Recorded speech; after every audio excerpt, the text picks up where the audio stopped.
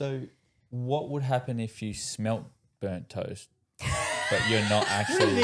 You're going to trigger it. Is sex and orgasms really good for your mental health? Yes. No one's asking you, you fucking sex addict. Couldn't tell you how many seizures. Not all of them landed me in comas. Definitely all in hospital, but there was like another 6 that were bad enough to fly me down to Perth back in ICU. I just constantly think someone has it worse than me, like someone out there. Yours is pretty bad though. Like, yours is. I think you're the person that people think about. Yeah. It's like, someone has it worse than me. And they're like, Blair's pretty fucking bad. 1, 2, 3, 4.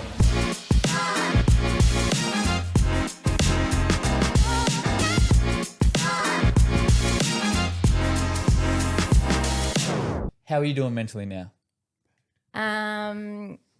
Right now, not too, like definitely nowhere near where I was in 2023. Yep. The last few months have been a bit crazy, but that's, I suppose, nothing new for me. But I think now I know how to deal with it. Yep. A hell of a lot better than I did. Because you had COVID last week? Or a flu? No, I was just, unwell. Yeah. So on top of everything else that happened. Yeah. And that's just seems to be the way things go for me.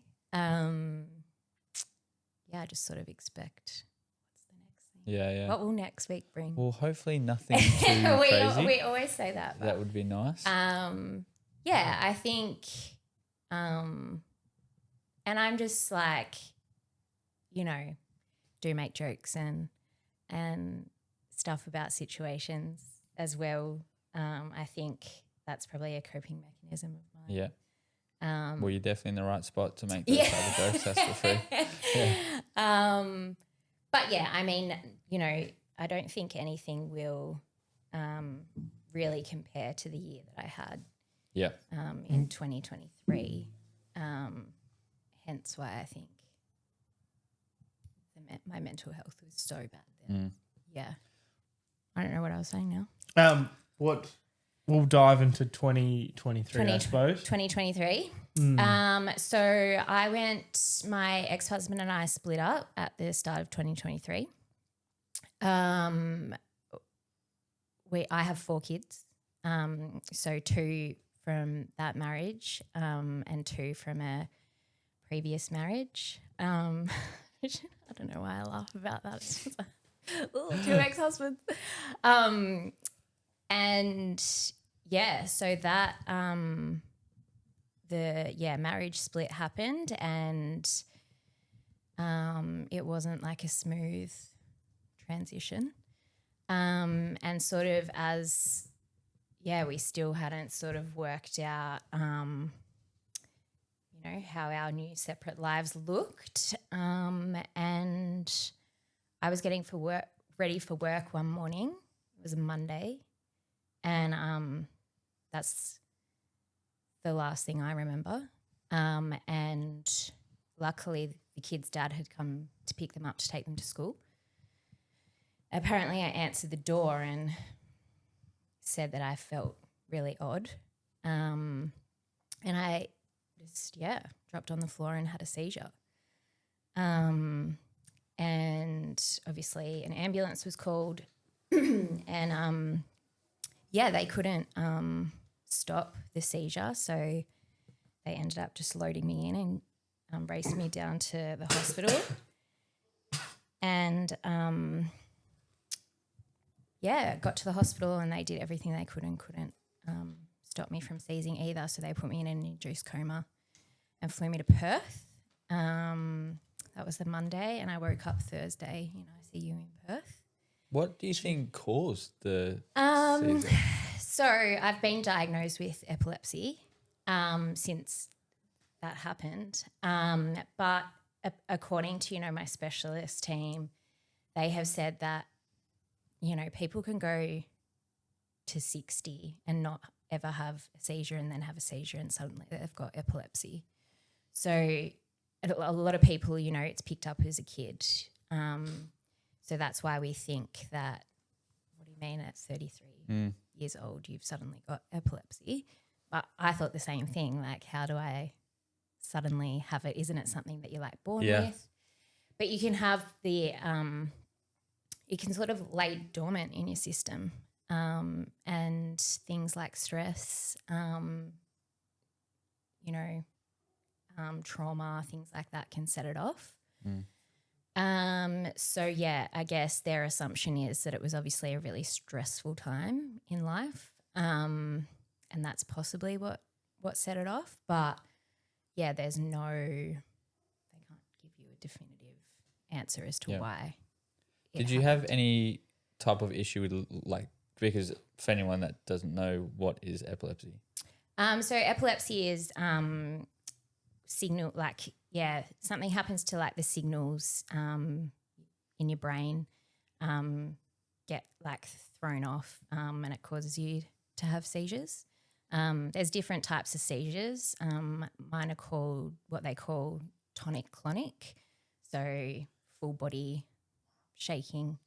You're sort of out of it. You can have absent seizures where people could be sitting here and it just looks like they're staring into space, but in actual fact they're having a seizure, or their eyes just flicker. So yeah, mine is very you're aware that I'm having one if I'm having one. Yeah, pretty obvious. Yeah, very obvious. And I get what we call an aura before I have one. So I'm sort of lucky in that sense. I get a 40 to 60 second window where I'm like, here it comes. Yeah. Wow. What does it? If you don't mind, what does it feel like? Is that what you're gonna? No, but yes. We'll go with yes. Yeah. I get like I think people who are like having a stroke or something say this as well, but like the smell of burnt toast. Yeah. So it is a real thing. Yeah. And you feel stupid saying it. Yeah. But it actually, like for me, and it can be different for everyone. Some people get no warning. I don't think I've ever had a seizure where I've got no warning. And it's sort of, from memory, all the same sort of feelings that I get. So the smell, my hands go so clammy, like they'd almost be dripping. And I can hear, it's like someone's put my heart in my eardrum. Like it's so loud. So what would happen if you smelt burnt toast, but you're not actually? You're going to trigger it. So what if you're cooking toast and you smell burnt toast? You're like, fuck. Here it comes. Yeah. Just waiting for the drums to start. Waiting for the next fucking signal. I always just double check the toaster and make Yeah. sure it's, you know. That's true. Yeah. Before I panic. No. Because it all comes all together. So I'm just, I don't know, you just get a sense that it's coming. That sounds horrible. Yeah. And that was just the beginning. Yeah. Unfortunately. So the seizures were the first thing. Well, it was the split, Seizure? the breakup. Yeah, the breakup, Yeah. the divorce. The seizure. Yeah. The seizure. So it was a divorce first, and then would you say that the stress amongst that kind of led into the seizures? Yeah. That's what we sort of put it down to. Did you have any like past trauma, like childhood trauma? Yeah. Yeah. You're like, a little bit. How long have you got? I had a brain tumor growing up in my teenage years. So it was actually found when I was really young, like a kid. And it was sort of like you could see it over the back of my left ear, and then it went internally. I'm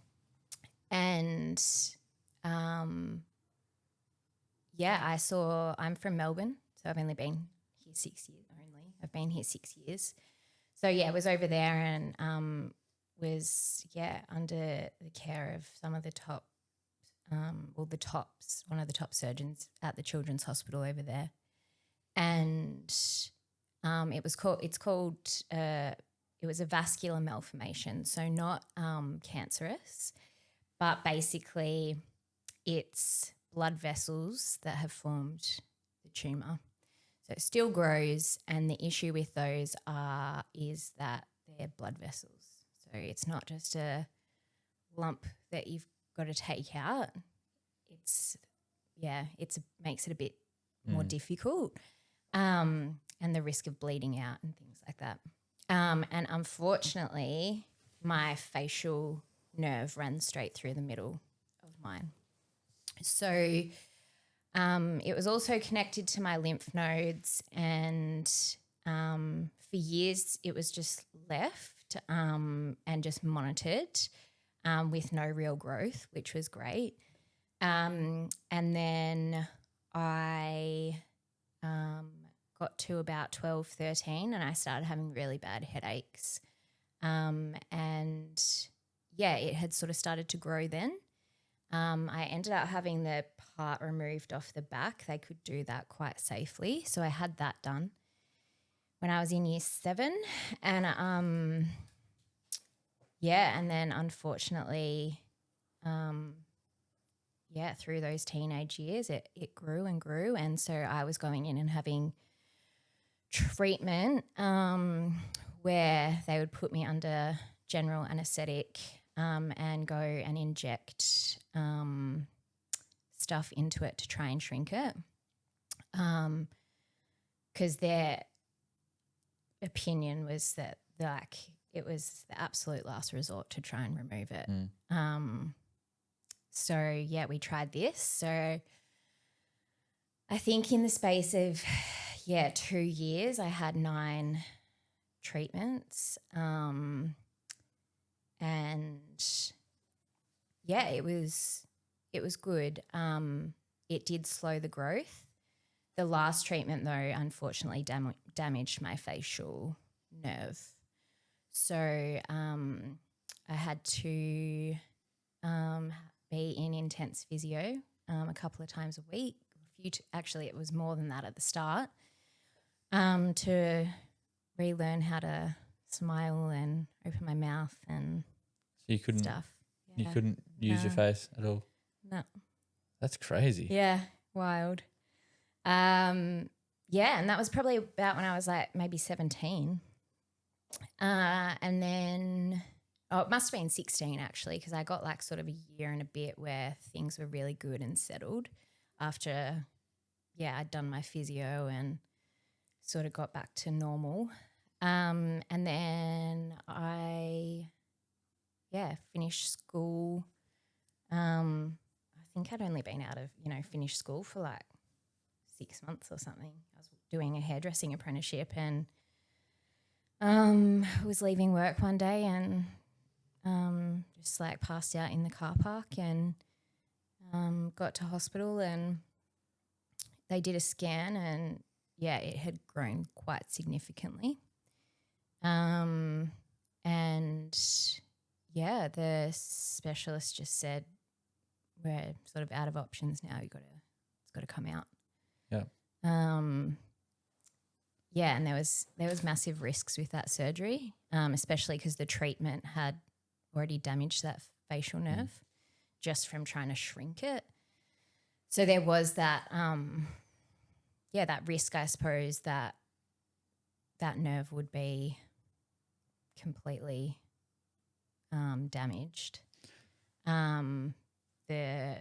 Because it was like a blood vessel tumour, the risk of bleeding out on the table.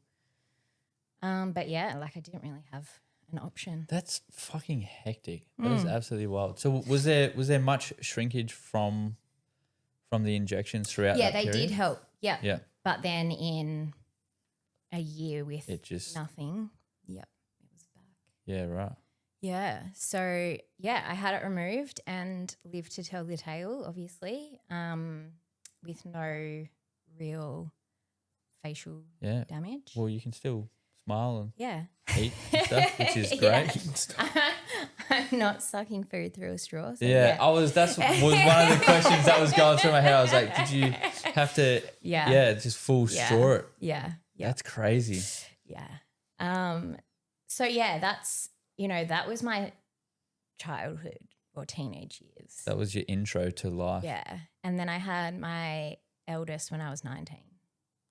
So I feel like, I skipped, a whole being a portion teenager. of Because living. I spent so much time in hospital as a teenager and not even sure how I, passed year 12.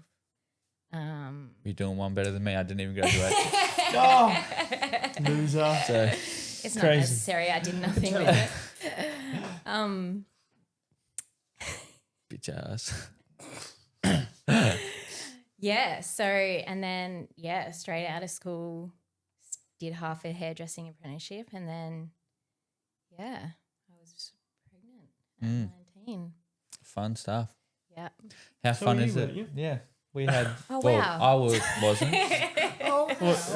I wasn't. No, my wife was. obviously. But yeah, we had ours at 20, but yeah, she was Yeah. pregnant at 19, which Yeah. is what? So how old is your one She'll be now? 14 this year. Yeah, that is mine. Eldest just turned 10, Yeah. which is.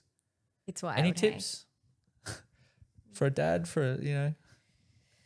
It's Girl? different, hey? Yeah. Yeah. So I've got 3 girls. Oh, Yeah. poor thing. Tough. Tough. Sorry, but That's all right. Good luck. I think I've got 2 of each, and my girls were super easy when they were young. There it is. I've heard this. When they were young. Yeah. And my boys now are nearly 8 and 4. Holy shit. It's like, next level. But my girls now are like one's nearly 14, one will be 12 this year. Yeah. It's a Well, you had different- those 2 pretty close then. Yeah, so there's only 19 months, 20 months Yeah. between them. Yeah. So they're both in the stages of Yep. yes.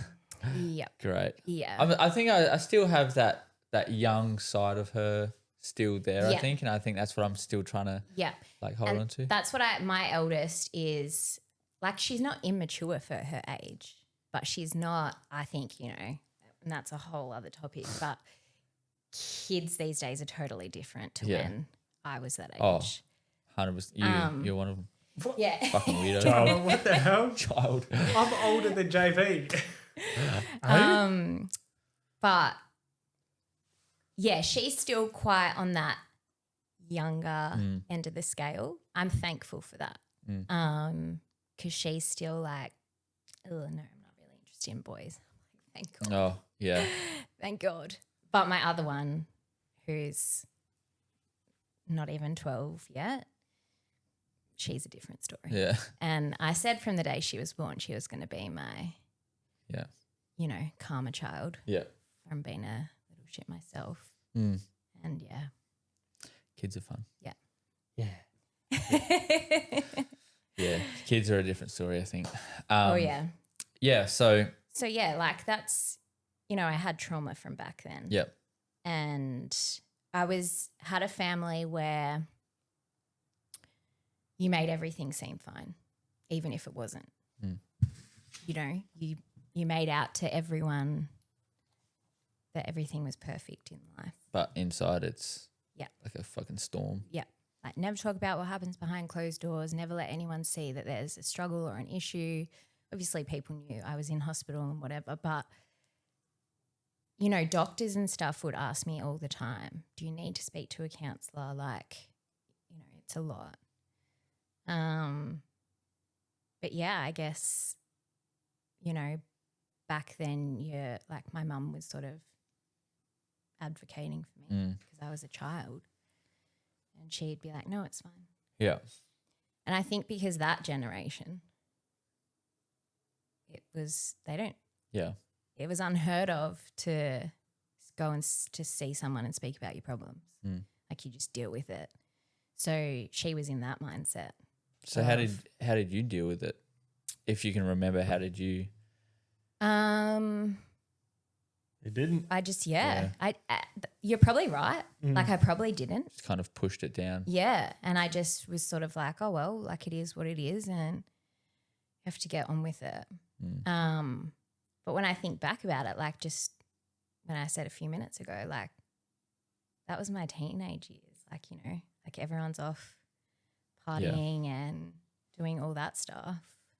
And I spent a lot of my time in hospital. Yes, there was times where I did that stuff too, but yeah, definitely didn't experience that part of life as a normal person would. And that, looking back on that now, I think I'm like, yeah, wow, that was a lot. And I had to grow up really quick. And then, having a baby so young. So, like, it just went from, like, there was no break for me to even comprehend. It was like in and out of hospital, and then it was motherhood, and then parent, and then that is a lot. Yeah, especially for someone that's so young. Yeah. So I think and then my fourth, my son, he'll be 5 at the end of the year, but when I was pregnant with him, I was 15 weeks pregnant and diagnosed with another tumor. So that was in 2020. So you were still pregnant when you got diagnosed? Yeah, 15 weeks I was, in the same spot, the same one, or a different one? Very similar spot. It was a different tumor, still benign,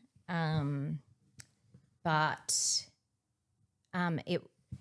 they said it was different, and then when they went in and removed it, it wasn't exactly the same, but similar. But I've still been told that it was just pure bad luck and coincidence. Yeah, that they don't think that there's any relation between the two. Just drew the short straw. How did you take that news as an adult? That hit hard. Yeah. Yeah. Definitely different to when I had the first one, because I just grew up knowing that I had that tumor there. Yeah. But this, and like, because I'd gone through everything to have it removed. And I had just gone, I was so sick at the start of my pregnancy. I had extreme morning sickness. They call it hyperemesis. So I was in and out of hospital on like a drip to have fluids because I couldn't keep anything down. So that was like the first 15 weeks. And then I sort of got over that, and I started getting these really bad headaches, and I went to my doctor, who's great, and I know that bad headaches can just be one of those pregnancy symptoms. But because of my history, and she's so thorough and like just absolutely listens to everything you say, and I don't know, I guess I had a bit of a gut feeling. And she's like, let's just do a scan to make sure, like put your mind at ease. And I went and had the scan, and I said to the guy, like how long until the doctor gets the results? And he says, she's put urgent. It must have been, I think it was a Friday. And he said, so hopefully by Monday, the latest Tuesday. And he goes to me, how big was it last time you had a scan? And I said, oh, wow. How big was what? And he you said, didn't tell him? Well, he didn't, like, because once I had mine removed, there was nothing there. And he said, have you had a scan recently? And I was like, no, like this is the scan. And he was like, never mind, like just wait till your doctor contacts you. So I knew, you pretty much just gave it out. Walking out that day that, it wasn't going to be good news. It's a rough way to get told. Yeah. And then, you're pregnant and your hormones are just fucked anyway. Yeah. So there was a lot of, tears and, again, different. We're living over here, and first time I was in Melbourne, and you have access to so many different options of healthcare, so many surgeons, and, you know, maybe you have to travel an hour. But here in little old Gero, Big spoke. yeah, like we knew that it was going to be a Perth thing. Yeah. And when you've got 3 kids, one on the way, and we don't have family over here, it was really daunting. Yeah, really daunting. And yeah, within the week we were down in Perth seeing specialists, and because I was pregnant, they couldn't put this dye in. Like I needed a scan and had to have dye injected into me for them to be able to tell exactly what sort of tumour it was. Yeah. But I couldn't have that done because I was pregnant. So we just had to go off what sort of like their best guess, and them saying we think it's slow growing, we think it's benign, and we think you'll be okay until the baby's born. That's a lot of what ifs, hey? Yeah. Yep. So I was on steroids for the rest of my pregnancy. All I heard is like steroids is like, where can I get some? No, it did not give me nice big arms. It gave me the biggest moon face. I still look back at photos and think, holy shit. Did you, as in like you put on weight? Oh yeah. Yeah, right. Yeah. And like just the like, whether it's fluid or Like swelling. like and like I put on weight in all my pregnancies, but not like that. And then it wasn't till my doctor said to me, "Oh, it's the steroids," and I was like, "Oh wow!" Like I didn't even think about that. So yeah, they that was their sort of plan. That's all they could really do going forward until he was born, and yeah, had a really then. The rest of my pregnancy with him was pretty traumatic, and he tried to come at 23 weeks, and then he tried again at 30 weeks, and then had to stay in Perth from like 32 weeks, and we could come back to Gero at 35 weeks if he hadn't been born. And the day before we were able to come back to Gero, I got out of bed and my waters broke, and along he came. Surprise. Yeah. And then we had 9 days, I think, in ICU with him in Perth. And then we got flown back up here and went into St. John's. And we were in there until the day before Christmas Eve, I think, and got to come home for Christmas, but he still came home with a feeding tube and stuff in till he was about 6 weeks old. So he would have been tiny. He was tiny. Yeah. Yeah. He was a good size for being like nearly 7 weeks early. Yeah. He was like 6 pound, which is Shit. yeah. Yeah, right. Yeah, because A lot for a baby. well, yeah, average baby born at full term is like 7 pound. Oh, Yeah. right. Yeah. I So think Macy was like 11. yeah. That baby. Big Yeah. baby.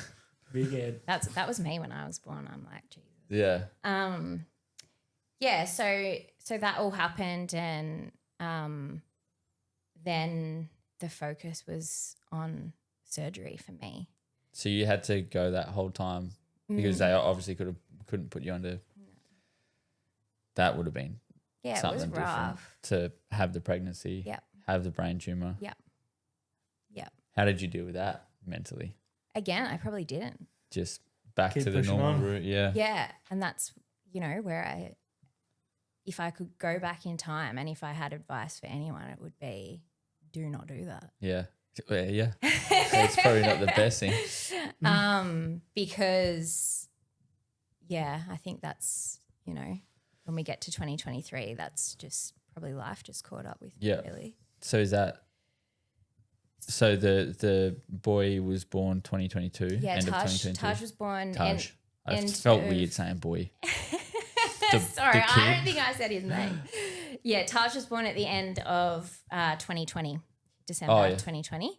And then I had my surgery. I sort of pushed it out for as long as I could. So I had that done at the start of May. Yeah, May 2021. Yeah. And that was, like a big thing to plan. My mum and dad had to come over from Melbourne to be with 3 of the kids up here, and then my ex's sister in Perth had to shuffle her life to have Jet, our first boy. We took him with us. And I think I was we were down in Perth for nearly 2 weeks, I think. Having that surgery, and I think going into that surgery was pretty terrifying. Where was that one? Was that in the same spot? Yeah, so it was just if you went through my eyeball, it was sort of like sitting not too close to it, but sort of in that vicinity, still on the left side as the other one was. And it didn't affect your face nerves? Nah, the facial nerve wasn't near it. It was just I thought the first one was in a shit spot with your facial nerve running through it, but this one was a little bit more tricky. Yeah. Because they actually went in through my neck and went up to get it. Yeah. Fucking jeez. Yeah. But yeah, because it was still sort of COVID restrictions. I had to go in on my own, So there was no emotional support? No. Nothing. And that was, it was terrifying. Yeah. Yeah. Still remember very clearly sitting in that pre-op room on your own thinking, shit. Because there was still a bit of unknown about, I had the scan with the dye and, the surgeon that I had and his team were pretty confident on what it was, but it did actually turn out to be a bit different. But yeah, just knowing that it was in a pretty shitty spot and but here I am. Thank God. Yeah. Yeah. So yeah, there was that, and then I actually did. My jaw was injured in that just because they went up through there, so my jaw was completely pushed out of the way to get through. Fucking hell. So yeah, that was. So it took me a while to be. So was that back to straws? It was. Back to straws. It was, puree diet in hospital, which, You haven't had a good run, have you? Nah. And that's not even all of it. And I really like food. Yeah. That's the biggest downfall. Yeah. Was the food at least somewhat nice? No, it was Shit. Mush. It was. Bit of flavour in some Yeah. I mean, at least at home you can make your own mash and have it half decent, but you're in the hospital and it's just disgusting. Hospital food's just fucking shit in general. Well, it is in general, but then when you have to... You have no taste buds, cunt. Any food tastes somewhat good to you. I shouldn't have said anything. I don't think I've ever met anyone that said that. He's fucking weird. I think he's fine. Back me up. Yes. You're back me also up. fucking Bro, weird. The food he eats is fine. It's fine. He eats steak. Pretty much rare. And that's it. Yuck. That's normal. Yuck. No. You eat. Ewy. I'm almost to a well done. Not So- quite. Okay. Not quite. I have gotten better over the last probably You may get some year. heat for that. I know. Don't come at me.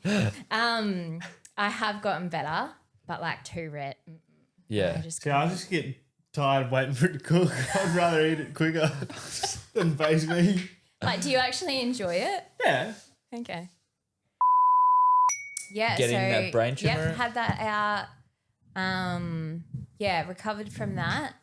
Then had to wait. The What the fuck was that? And claps it. Yeah. There we go. the recovery from that had to wait 2 weeks for it had to be sent off and tested because there still wasn't wasn't like 100% that it wasn't cancer or not. So we had the You just see this dickhead. Brother, use the microphone. I want to. Had the 2-week wait to get those results. That was hard, I think. Even though they were sort of like we're pretty sure it's not cancer. And then had to go down to Perth for those results, and super thankful that it was benign. So what does benign mean, not cancerous? Yes, sorry. Yeah. No, that's right. I just for our audio listeners. Yeah, malignant is cancer. Yep. Benign is not cancer. So I mean, where it was is still a tough spot, like you said before. Yeah. But with this one, they can just take out because you said the first one was like a blood clot. Yep, this one was 2 in the end. Okay. Yep. So and they didn't really, they didn't really realize until they got in there. So it gave them a bit of a surprise because they were like, ooh, yeah, weren't Shit. expecting that. Yeah. So they weren't like so thankful. Like it could have been worse. They could have been cancerous. And I have always, I think one thing that's gotten me through all the shit in life has been I just constantly think someone has it worse than me. Like someone out there. Yours is pretty bad though. Like yours is. I think you're the person that people think about. It's like, someone has it worse than me. And they're like, Blair's pretty fucking bad. Yeah, I mean, no one. But there is definitely. Yeah, people and out that's just my, I guess, what my mind frame. Oh, I fucking have my days. Yeah. But through those 2 things, my mindset was someone's got it worse. Yeah. Like unlucky I've got a tumor, but lucky it's not cancer. Like lucky I can have surgery. Yeah. That sort of mindset. Yeah. And I just said before, I was like, well, I just think like I got 2 tumors so that there was a person that didn't get one at all. Like that's a good way to deal with it. Great Yeah, outlook. That is a really good way to look about at it. it. You had to go through it so someone else didn't. Yeah. And I say that about my life still now. I said it to my friend the other week. We just laugh about how it's a joke between like my friends and I now that Blair's life is like a movie. Yeah. And I just say, it just happens to me and like someone else doesn't have to deal with it. Yeah. That's a really good way to look at it. The universe is just like, well, she does all right with this shit. Like, just give her another. Slap another one on her. Keep testing her. Yeah. Got through that, and that was like May 2021, and then my dad died suddenly in July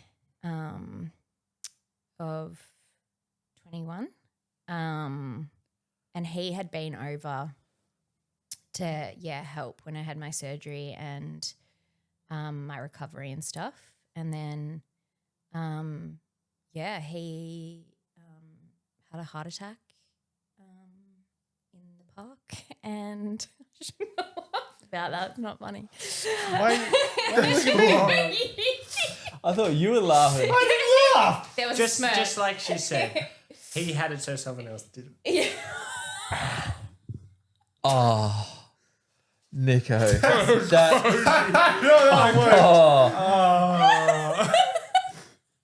That was next level. I think that was good. That was on point, but holy shit. I'm glad you can read the room and Blair can take this type of joke. Well, she just started laughing about it. What? And he was like, thank fuck she's laughing. Yeah. Yeah. Could have come up and thrown hands. Oh, shit. Maybe Yeah. edit that out. No, that can stay in don't. there. It's fine. So for anyone that didn't listen, Nico said he had one so other people can't. That's how people can't. So someone else did So, that too. so someone else didn't have to, yeah. Someone else didn't die. Yeah, fuck. He took one for the team. Oh my God. Oh, The dark humour, beautiful. Absolute dark, beautiful. Yeah, because it was COVID like restrictions over there, and Melbourne was And that was wild hardcore with that restrictions, shit. yeah. So he gone to catch up with a mate and have a coffee at the park because you couldn't go anywhere else. And he was just Couldn't do anything either. They had the 1.5 distance thing. And so he was just walking through the park, and this lady actually ran past him, and she ran past him, and then she said she ran back to him Because he had COVID. and Nah. she was like, "Oh, are you all right?" She said he was like really seemed really short of breath and was like super pale. And he was like, "Oh no, like I don't feel great." And he said, "Oh, my car's just over there. Like, if you just can help me get back to my car." And so she walked him over there and was like, "Is there someone I can call?" And he's sort of gotten worse at this point. And he said, "Oh, just call my wife. Like, she'll come and get me." And he handed her his phone. And as he finished telling her what the passcode was, he dropped. And that was it. She did CPR until the ambulance got there, and then she called my mum once the ambos took over. And she obviously mum just got this call off Dad's phone, and it's like this woman. Yeah. She was like, "What the fuck?" And she was like this lady was amazing. And she just said to Mum on the phone, "Your husband's unwell at the park, and I'm just giving you a call." So Mum was able to get there without, obviously she knew something was not right, but she didn't know the extent of it until she turned down the street and there was 3 or 4 ambulances there. But yeah, she said once she got to him, they'd been working on him for nearly 30 minutes and there was nothing. Gone. And she just said to them, "Stop. He's not coming back. And if he is, it's not going to be the way he wants." Yeah. So within sort of the hour of that happening, my brother called me off my dad's phone. So I was like, "Hey, Dad." And as soon as, I heard my brother, I was like, "Fuck, something's happened." But I didn't expect that. Yeah. And then I got to Perth. Yeah, that was I think it was a Wednesday night, and was in Perth the Thursday morning and on a flight with the 4 kids on my own over to Melbourne. Do not remember the flight whatsoever. Yeah. It's really odd. It's an odd thing to think about. I can remember that phone call so clearly. Could tell you what I was wearing, what I was doing, where in the house I was standing, but no recollection of actually getting to Melbourne. And then we were over there for 6 weeks and COVID, we were just waiting, hoping that the rules were going to lift so that we didn't Oh, so you got quarantine. stuck there. Yeah. So in the end, I just had to say, we're going to go and we're just going to have to quarantine. So luckily it was at home by that stage, not in a hotel. So 2 weeks at home with 4 kids on my own. And So this was after your second partner? No, so we were still married at that point, Yeah. but he had just started a new job, Right. FIFO. Yeah. So he couldn't take any time off. I wasn't working, so we just couldn't afford it. So I just had to do it on my own. And I think too, with that, it was such a shock the way he went. And Mum was just a mess. So those 6 weeks that I was there, I did grieve, but I feel like majority of that time was trying to make sure she was okay and that she was going to be okay once I left. And then I got home and it was, you know, like the 2 weeks of quarantine with the kids. I think it hit me more then. I was like, shit. Because you had that almost like alone time. Yeah. Did you laugh or sneeze? Scoffed. Yeah, so that was, 2021. And then, I suppose 2022 was probably the more quieter year in terms of. That's good. Yeah. Like a bit of so a- I've maybe had one in there that was a little bit more Prepping for the real Yeah. settled. And then Calm as I before the storm. was, talking about before 2023. I had that first seizure in May. And then coma for 3 days, 4 days. Yeah. Did anything happen in that brain space in there, or just Did you see the wake light? up? No, Slept for 4 days. literally. Big. And First good like, sleep in Do how you long? dream?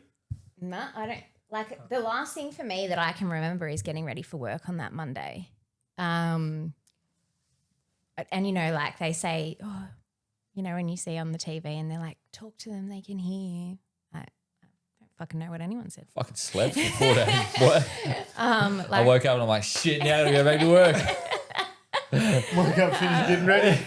actually worst sleep of your life, but Yeah, it's kind of shit. but yeah, like the nurses and stuff were like braiding my hair and like wash you While and you were change asleep. you and and you just have no idea. When you woke up with cornrows, Corner you're like, what the fuck? prison tats. Got an accent somehow. Yeah. Um, That's wild. yeah, the wake up was insane. It takes a long time, hey, for you to come out of a coma. Yeah, so they start to wear like the sedation off. They tried to do it, I think, a day or so beforehand, but I wasn't coming out of it well, so they knocked me back out again. Just a little teaser. Yeah, and then but I woke up with my arms restrained Oh, I would do my head in. because I kept trying to pull out my breathing tube. Apparently, yeah. So as the sedation would sort of lighten a little bit, because you obviously have like, you know, a machine that's giving you the dose, but sort of, I guess, just a little bit earlier than they'd had the dose set for, I'd sort of, that sedation would come a bit lighter and I'd grab for the tube. So when I woke up, I remember sort of like trying to open my eyes a couple of times. And I remember just seeing like, you know, like that blue hospital curtain. It almost that like, because I can envision what you're trying to say. It's Yeah. almost like a movie. Yeah. And I was thinking, I remember so clearly having the thought, oh, like, fuck, you're having a dream. Like I honestly was saying to myself, you're having a dream. And I would like close my eyes again and then open them again. And it was like still the same. And then after I can't, you know, I have no awareness of what time span that was, but after a little while, I obviously realized that my hands were restrained. And you're obviously still coming out of it at this point. So I obviously wasn't fully awake. And then I was saying to myself, you've been kidnapped. Like I genuinely So you just thought. Well, anyone walking past, so you're in restraints with cornrows and you're just like, you're out of it. They're like, nah, she's whack in there. Whatever's in there, just keep her in there. And now you're like, I got kidnapped. I honestly, that was the thought in my mind. So I kicked off like, Yeah, that's Bad. fucking wild. and I remember seeing my mum sitting there and I think she was like saying stuff to me, but I don't know what I thought, whether I thought I was hallucinating or what, But I just remember screaming and carrying on and yelling at anyone who came near me, like, get these off me. I want to go home. Yeah. And it took me, again, don't know about like time frame, but it took me a fair bit of time for them to actually like then calm me down and explain to me where I was, what had happened. It was wild. That's Wild. yeah. And then like you're trying to come out of that, so you're already in a really weird headspace, and then you're being told, oh, you've been in a coma for 4 days, you had this massive seizure, and they're still doing tests and stuff to work out what's going on. So your mind's just like, what? Super confused. What the fuck? So was yours, because you said there's like a whole lot of different types of seizures. Mm-hmm. Is yours, because when you came in, I was like, are the lights good? Yeah. So that's like photosensitive. They call it photosensitive Where it's epilepsy. like super, like flashing. Yeah, so like strobe lights. Some people, I believe, can be so sensitive that bright lights or any sort of flashing lights. Because I was doing some Googling before I came over, and I was like, they're fucking bright lights. I'm like, just make sure that. No, I there was one night where I was out in town and at the out on the piers or something. at the Frio, and they had a strobe light going, and I did have a seizure, but we don't think it was, it wasn't to do with, at the time we thought it was the strobe that set me off. But I just probably shouldn't have been drinking at the time. Fair. And my epilepsy was still not under control. But when they do like your testing for epilepsy, they actually put like a mask thing on you and put strobe lights in your face. Oh. They They're trying flash to. it across your face to see if you're reactive to them. Yeah. So they're trying to make you have a seizure. Yeah. So, but you've got all these things on your head, like wires on your head, that they're monitoring your brain activity, so they can tell like if it changes anything. Jeez, you've been through some stuff. Yeah. And then, so you obviously didn't have a seizure with the speed goggles on. They stress you out. Yeah. And fucking Yeah. off you go. So I had the first seizure, and I spent a bit of time down in Perth for that, and then some like mental health side of things while I was down there too. Yep. Just because I guess that was the start of not really coping well. Mental health things, as in I was under the care of a psych team down there. Yep. Oh my God. But my red undies are showing. Yeah, I got called out. She's just talking about her. Sorry. I'm sorry. And you're like, oh no, shit, my undies. Stay on topic. I'm sorry. Don't be sorry. So instead of coming straight home, I did spend some time down there with like a psychiatrist, psychologist and stuff. I've been on antidepressant, anti-anxiety meds for years. But my mental health just took a massive beating. I guess too, like marriage separation and, like we said, all those things in previous years that probably hadn't been dealt with properly. We have an analogy that one of our, I think, very first guests said, Gaz. He said his bag. So sometimes you need to unpack your bag, but when your bag gets too full, it just explodes. Yep. And absolutely, that's probably what would have happened. It just would have been all this stuff that you just would have shoved down. Yep. It and was. Yeah. So and that, going through the mental health system down there was really confronting, and I think coming home it was really eye-opening to the fact that we lack so much support up here. Yeah, there's mental not health. much up here. No. So you sort of like I had a team at the hospital who checked in on me for a week or two. And then that was sort of the extent of it. But I came back and, wanted to get back to the kids and stuff. And I'd been put on medication for the epilepsy. I think I might have been home maybe 2 weeks before the next seizure. Did the kids ever see one? The kids ever see one? Like, because like you were saying before, it's like a full body type thing. One, I think. How are they doing with that? Have you ever asked them? Yeah. 'Cause I feel like that would be it was a fucking rough thing to watch. Really rough on all of them. Like, first of all, mum and dad had split up.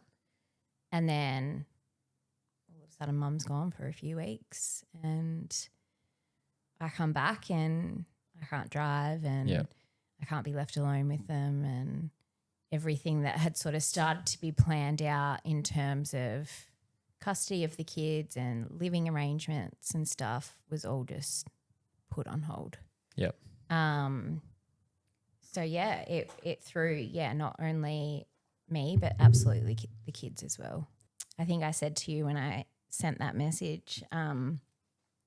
So May was the first seizure. Between May and October, it was 6 induced comas, and couldn't tell you how many seizures. Not all of them landed me in comas.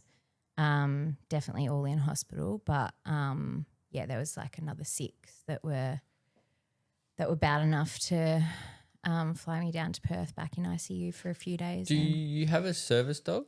No, Because but that's like a big thing that they can sense when one's coming. I'd seen had been watching TikToks about them. There's actually one chick who has one for epilepsy, and I was just like so amazed. It's whack, hey? Because they kind of just like before the person even knows, they're kind of just like, yo, sit down. Yeah. Sit the fuck down, otherwise you're going to drag your head open. Yeah, it's wild. Yeah.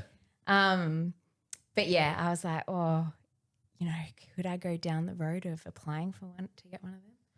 So expensive, but as they would be. They always put a big price tag on something that you need. Yeah, which is so unfair. Big government. Yeah. But yeah, it was, some people get diagnosed with epilepsy, they get put on one medication, it works amazing, and that's it for them. Yep. If they take their medication, they're fine for the rest of their life. And then there's people like me who need not just one but multiple medications, and it's finding the right combination of those. And that's what the issue was trying to get the right medications for me and what combination that was. And that took us till October to get that sorted. Yeah. Yeah. And I'll put my hand up and say when I first was diagnosed and came home, I wasn't looking after myself. I think I was trying to cope maybe with everything. And, after years of being married and in a relationship, I'm now single and I wasn't having the kids a lot because of how, I guess, unpredictable my epilepsy was. So there was, times where I was going out and drinking, and I definitely shouldn't have been. To cope? Yeah. Yep. And I think also probably the teenager in me that missed out on that life. And that certainly didn't help that year for me. And then so July of that year, so I'd probably been in a couple of comas by this point.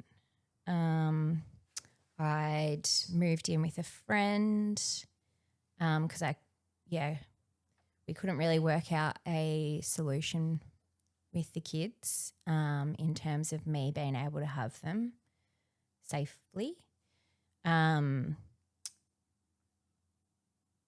So I'd moved in with a friend and my ex and the kids stayed in our house. And then, there was just a lot happening. So the kids were mainly with him. And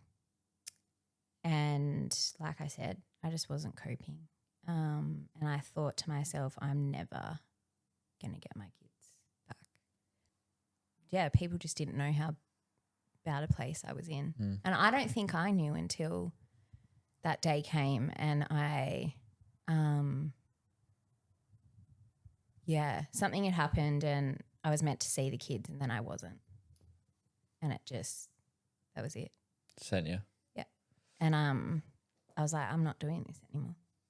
Like I am at capacity and it is just too much. I was just in that mindset, nothing's going to get better.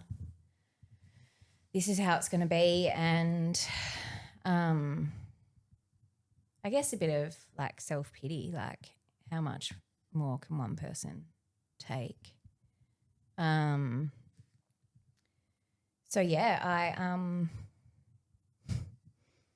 do you call it? Went on a little excursion and I was declared a missing person.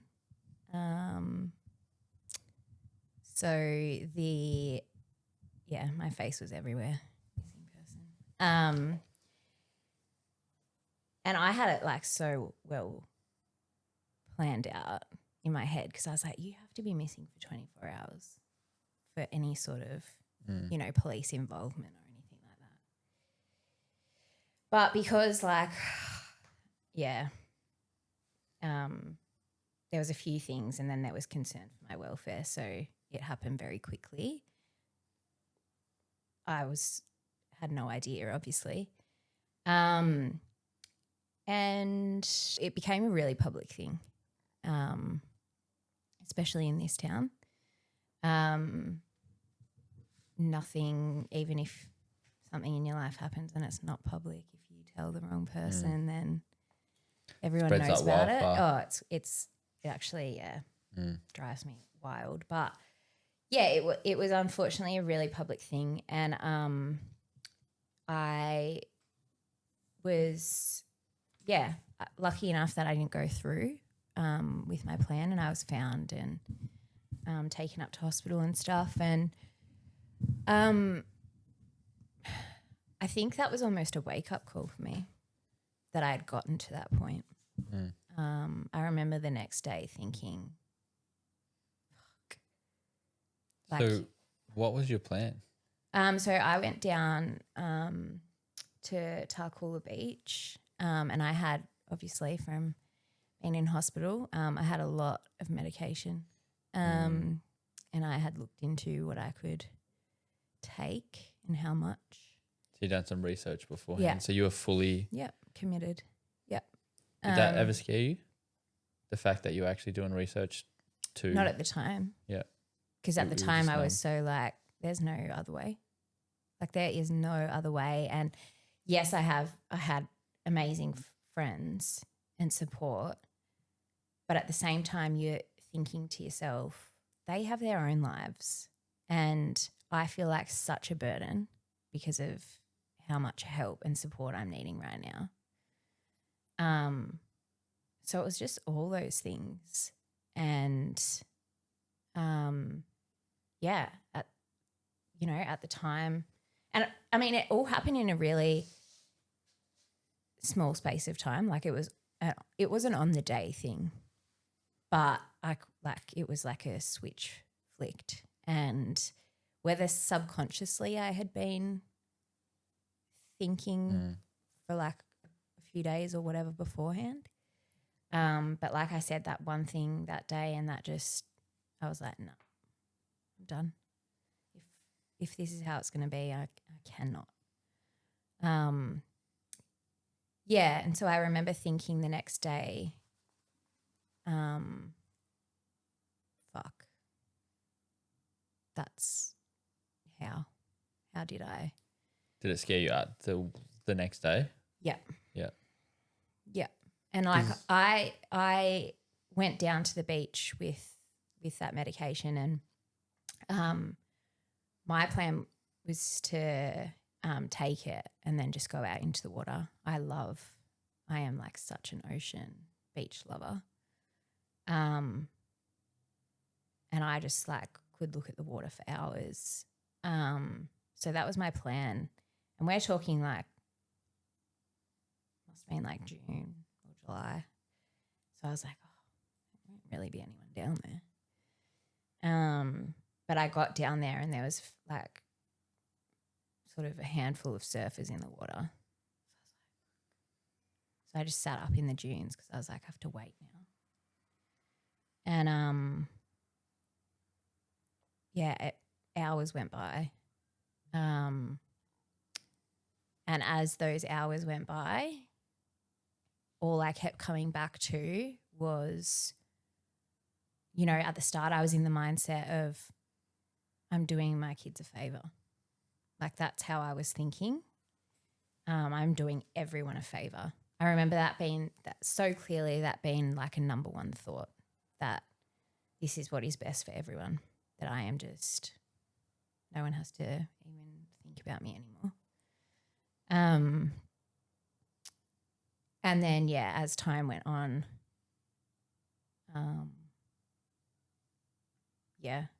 my kids is what I guess stopped me. Do you often think about it? About that day? Yeah. Yeah. Probably not as much as I used to. It took me a long time to go back down the beach there. A good few months.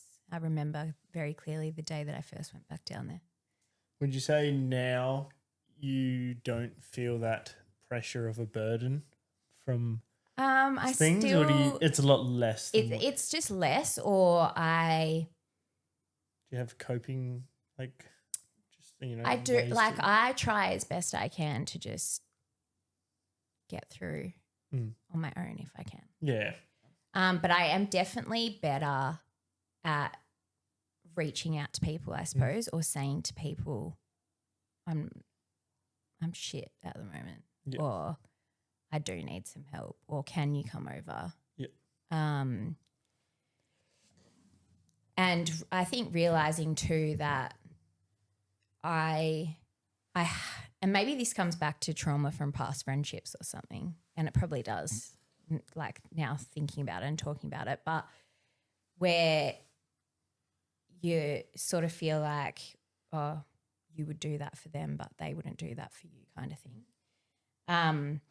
And I guess in my friendships, because I had so much going on, I felt like they were doing so much for me, but I was like, so it was almost what the can opposite. I be doing for you? Like, I want to be doing something for you, but I don't know, I don't feel like I'm being there for you. And I still say that. I think I said it to my best friend yesterday. Shout out to the best friend. Yeah. Because I know you're going to be watching this. I don't know who you are, but she shout is. out. Yeah. It's for you, Leah.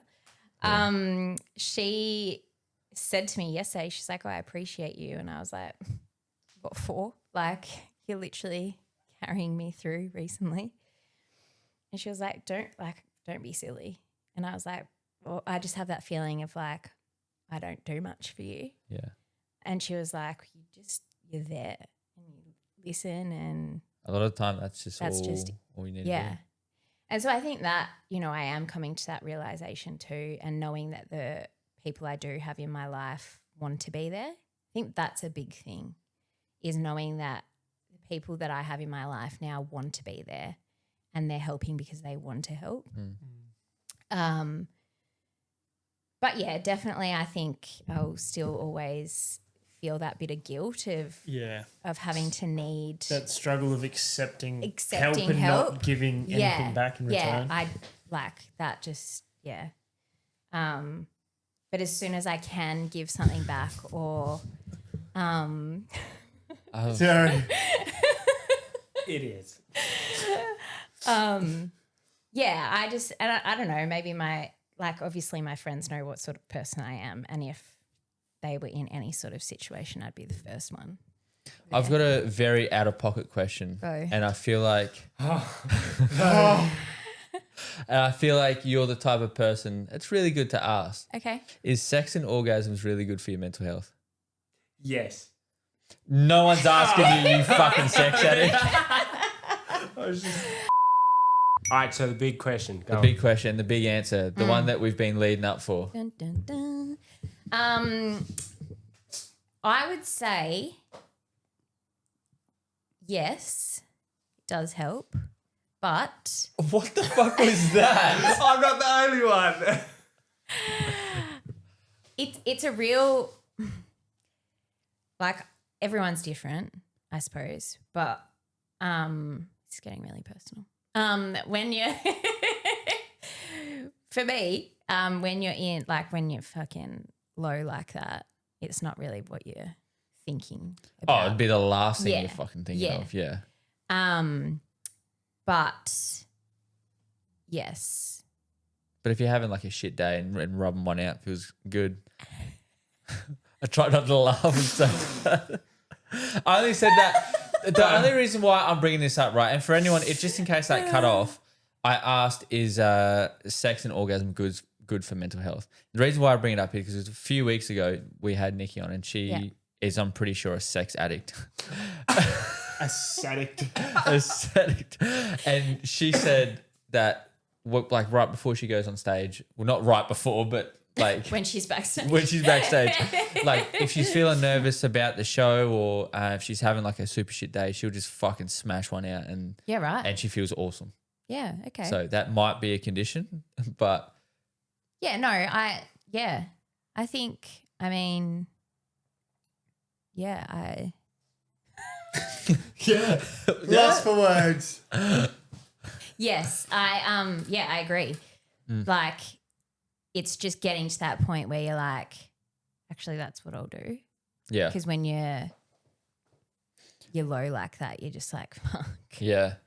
But then, yeah, when you actually get to that, you're like, oh, that helped. Yeah. I feel a little bit lighter. And I feel like He feels heavy right now. Rock. Hammer rock. what have you got? 10 weeks to go. I thought you wanted to say something different. Yep. What? He's so awkward too. Man needs to bust. Don't put anything round near his mouth. Crazy. Hey, you're the gay one. Nice. Crazy. Sorry. Yeah. Anyway, we can jump off that question. That was a Yeah. nice answer. That was a good answer. Oh my god. Yeah, so I think, yeah, definitely. When I think back to being at a, like, such a low like that, I'm not sure. I had a psychologist, which, yeah, was helpful. My meds didn't change at all for my anxiety and depression. I guess we sort of, like, my psychologist and psychiatrist and stuff, we sort of just worked out that, like, it was a really situational thing. And if we could fix the situation, would I still feel like that was my only option? Sounds very similar to the stuff that you've told me about the thing that you go through. Yeah. So I suppose, yeah, I started to maybe look after myself a bit better. Yep. And maybe give myself a little bit of grace as to what, like, stand back and go, okay, there's a lot happening here. You're probably not making the best decisions. So yeah, I started to make better choices. And there was definitely days where I was like, I am not getting out of bed. I just cannot, you know. But I did push, and I kept pushing, and some days I would maybe get up and I would put a load of washing on. I might not hang it out, but I put it on. It's that one little tick that you. And I would say, like, that was better than yesterday because yesterday you didn't get up, but today you did. And then I started with walking on the beach, and I would do 6-7 Ks a day, like in the morning, and then some days I was doing the same in the arvo. And I had my one of my dogs living with me at that time, and he's 8 now. So he's been there for the last 8 years, and he is talking about service dogs. He's not a service dog, but he is the most intuitive dog, especially when it comes to me. He just knows when I'm not right. And he helped me so much. Like, I was living on my own by this point, having the kids when I could, like sort of when I could have someone else around. But I had him, and that was it made a big difference. And it's something so small that some people will be like, pets can get you through anything on. Yeah. It's like when a lot of people put on like a TV in the background, like a movie. Don't do that. Don't do that every kid. I'm trying to really I'm sorry. Great. Sorry. All right, now continue on. Yeah, what were you saying? I don't know. Oh. Yeah, people can get through some stuff with animals. Probably can. Yes, I they forgot can. now. I don't know. I'm saying something. I think you were saying with some people have the TV on in the Oh background. yeah. Thank you. They have the TV in the background because it's like a noise. So it's like someone's with them. Yeah. Like just not to watch it, but just to have it there. Absolutely. And yeah, I guess that really helped me. And then I was obviously moving my body every day. That was actually horrible. That was horrible. I just. Oh, why are you so silly? I'm sorry. What's wrong with I'm you? actually so sorry. Childish. I just wanted to Yeah, play I with know. something. I'm so sorry. This is actually Relax. fucking hilarious. So I'm 18 months seizure free now. Oh, congratulations. Thank you. So they're pretty confident that medication that I was put on and that I am still on and will be on for the rest of my life now was what I needed. And as long as I stick to that, then I should be sweet. Stress can be a trigger. Sleep deprivation can be a trigger. Illness can be a trigger. Because if you're sick, depending on what you've got, the stress on your body, you might not be metabolizing your medication at the right rate. So your levels could drop. That could cause a seizure. So there's lots of things that you still have to think of and watch out for when you're someone living with epilepsy, whether it's controlled or not.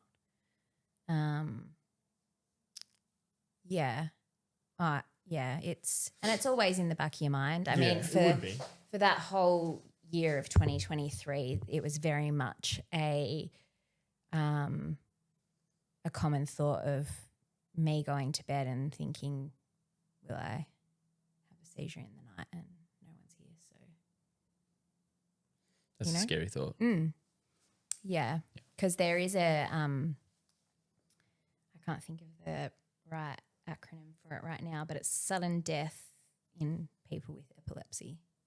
I was going to say SIDS, but that's kids. That's the kids, yeah. But it's like a similar sort of thing, which my cousin actually died of.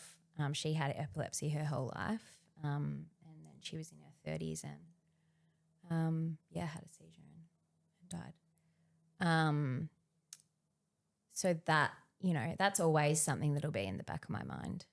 I don't think that ever really goes away. But I definitely now, been a year and a half seizure free, definitely live more like I'm not thinking about epilepsy every day. Yeah. You know, it's just, I guess it's just part of my life now too, but I'm not thinking, well, you know, what will today bring? For anyone listening or watching, what would be some early signs, or are there any early signs that people can kind of catch on to for anyone that has or early signs of epilepsy? Yeah. So that's really just, it. Probably a It's, clear indicator, I reckon.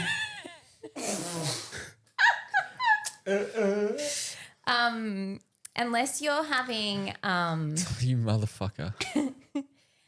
unless, you know, you like for children who have for some reason had some sort of testing or something done and it picks up those brain waves or that brain activity for epilepsy, you won't know until the first.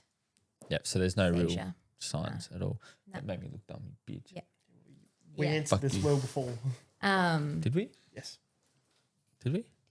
Well, we talked about it when you first had your first one, and then that's how you found out you got this. And because Just remember, he's not There's as all- knowledgeable. okay, sorry. But there's also like a lot of different types of epilepsy Yeah, as well. there is. And So- so things like the ones that I was talking about where like people could just think they're daydreaming, which is So just called an absent Yeah. or focal seizure.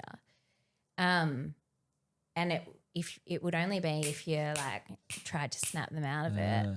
Like if you do that to someone who's right. daydreaming, Yeah. and they'll be like, oh. But if they're having a seizure, then They won't come they out won't of it. do that. Yeah. So those ones, I guess that can be a bit harder to diagnose depending on age and stuff, or, you know, if you think your kid's just daydreaming. But especially in babies or even with babies, even the ones with the eye movements, like sometimes kids can just, you know, it can be harder to pick up. The epilepsy like I have with the full body, you can't miss that. We have a question that we asked all our guests when we have them on. Yes. What are 5 things you do to improve your mood? Just could be any 5 things. Definitely, I would say music for sure. For me, like if I can get down to the beach or see the water or anything like that is a massive help. A good feed. Good food. With spices and some kind of taste would be great. Taste. Red that. I think just like doing something that you enjoy, like that I enjoy. And that for me is probably like not being on my own. So like doing Being something around with someone people. else or being around friends or whatever. Yeah, just getting out of the house. For me, I find if like I am feeling shit, being at home and just, I mean, you do have those times where you just sit at home and feel sorry for yourself. But yeah, for me, I'm like, no, I've got to get out and I'll feel better.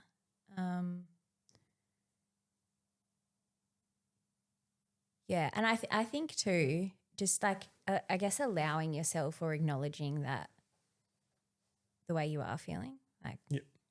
I'm in a shit mood right now, and it's it is what it is, and this is what I need to do to try and get myself out of it. Yep. And that it's okay to have those times. Yeah, right. So pretty well stepping back, seeing things like Yeah. the whole perspective, I suppose. Yeah. Yeah.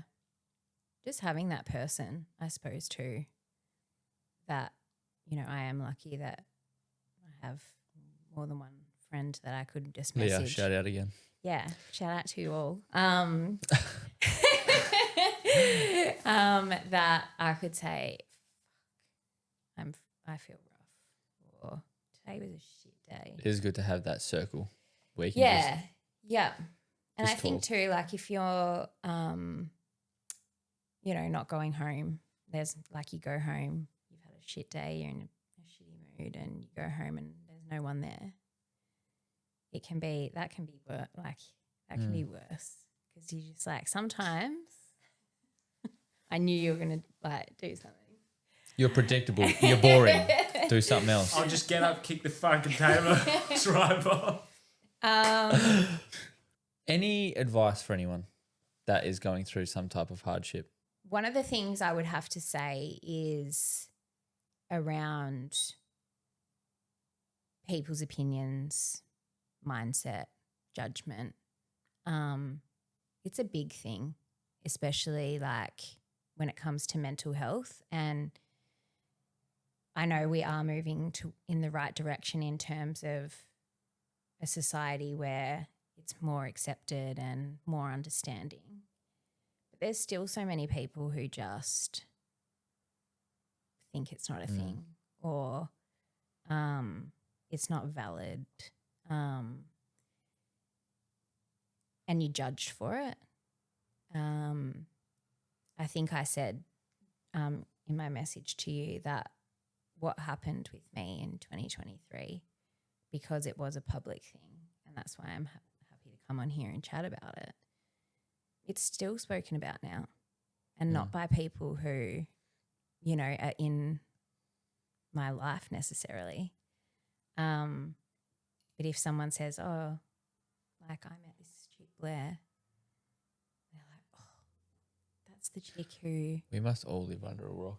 Yeah. It's probably not that many people, but just because I've heard it so many times. Yeah. Because it obviously seems then like a those lot. people come back to me and be like, oh my God, I was talking to someone the other day and they referred to you as this person.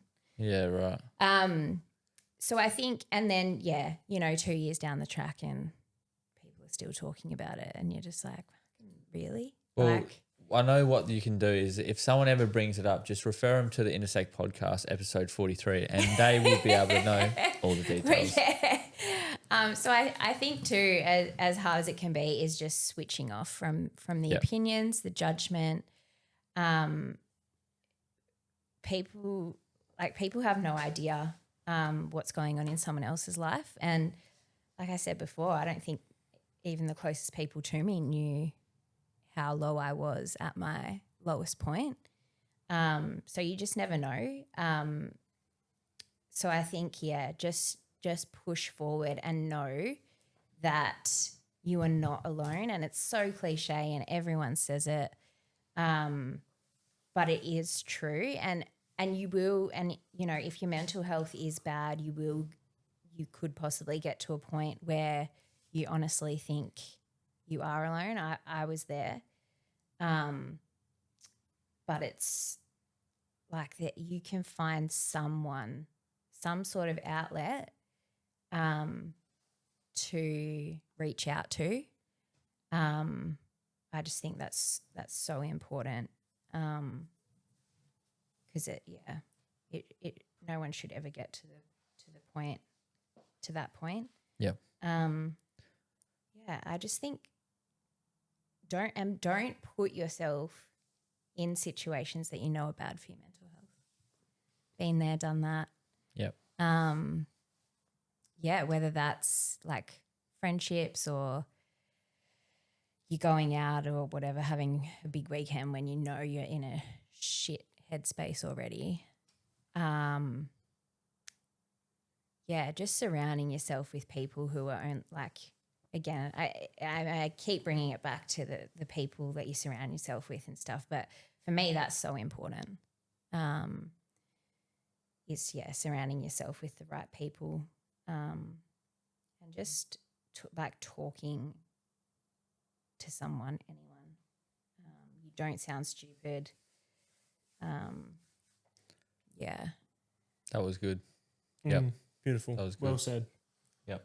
It's not all in your head. Talk It's to other people. It's not. And it doesn't matter how good your life looks to everyone or what it is that has got you your mental health in a in a bad spot, what if it might seem like minuscule to me, but it can be It's huge for them. huge for them. And that's their experience as well. Like your experience Exactly. is And your experience. people might sit here and listen to this and be like, oh, it wasn't really that bad. Like, did you really? Well, whoever the fuck Whoever that does, is JP's sitting like, I can do it. How we always so nonchalant about it. well, whoever is listening to this and they say it's not that bad, well, fuck me. Come on and tell your story. I'd love to hear that one. Yeah, like what's my hard isn't going to be your hard. Yeah. Do you know what I mean? Like, so do not think that whatever you're going through isn't valid, because it doesn't matter what it is. It's fucking valid. Yep, Yeah. absolutely. Well, I think that's going to be the wrap up of the episode. Awesome. Blair, that was fantastic. I can't believe you've been through so much and still have a somewhat of a positive outlook on life. Yep. Thank you for dealing with our shit. No, it was so fun. Because Cameron died 3 times. I don't know if you noticed the cuts, but I'm sure Timmy will do something good. And yeah, no, it was genuinely a really, really good episode. And thank you for reaching out and sharing your story, because it does take a lot to open up to random people. Yeah. I'm sorry, it's a house full of blokes. No, it's Sure fine. don't You feel guys are uncomfortable. super easy to chat to. It's been, Sweet. appreciate you having That's me awesome. on. Well, Fire. end us out, JP. Thanks for watching. If you want to send things in, send them in to Intersect pod.24@hotmail.com. Oh, Looks like we're doing the outro another time. Yeah.